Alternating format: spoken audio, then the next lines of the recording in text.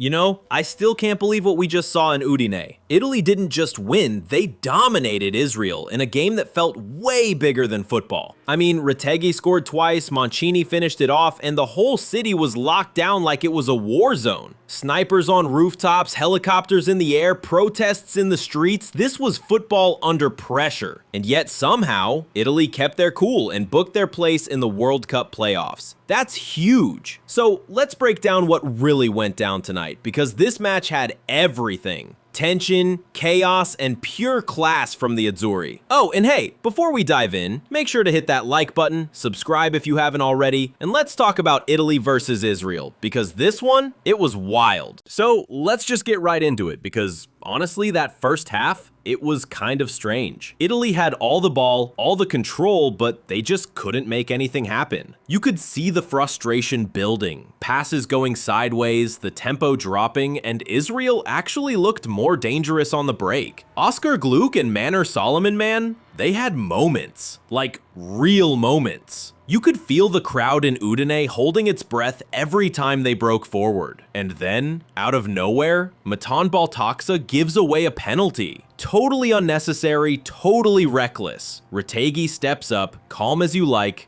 buries it. 1-0. Italy. And from there, it just flipped. You could sense the confidence come back. The Azzurri started moving the ball quicker. The midfield started connecting again. Locatelli, Tonali, Barella, they just took over. By the second half, Israel were basically hanging on. Retegui gets his second, and that finish? Beautiful. Clean, precise, just ruthless. That's a striker who's growing into his role. Then, in stoppage time, Gianluca Mancini of all people gets in on the act. 3-0, done, game over. But here's the thing. It wasn't just a comfortable win. This was about control, discipline, and handling insane pressure. Because let's not forget, this game was happening under heavy security. The atmosphere around the stadium wasn't normal. There were protests, there were snipers on rooftops, and helicopters circling above. You could literally feel the tension from kickoff to the final whistle. And through all that, Italy just stayed locked in. That's the kind of mentality that separates contenders from pretenders. You know, at the end of the day, this wasn't just another qualifier.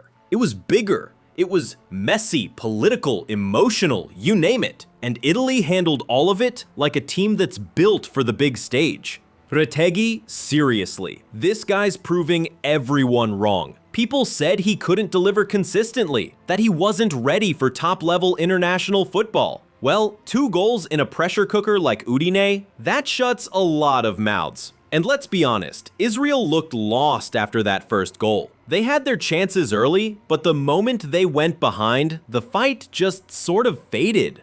It's harsh, but it's true. Their World Cup dream pretty much ended the second Retegui scored that penalty. Meanwhile, Italy? They're quietly building momentum again. Not flashy, not arrogant, just solid, efficient, and cold when it matters. That's the Italy we used to know. Anyway, what do you guys think? Was this Italy's statement performance before the playoffs, or just a routine win against a struggling Israel side? Drop your thoughts below, I want to know what you really think. And hey, if you enjoyed the video, hit that like button, subscribe if you haven't already, and turn on notifications, because the road to 2026 is heating up, and we're going to be right here breaking it all down.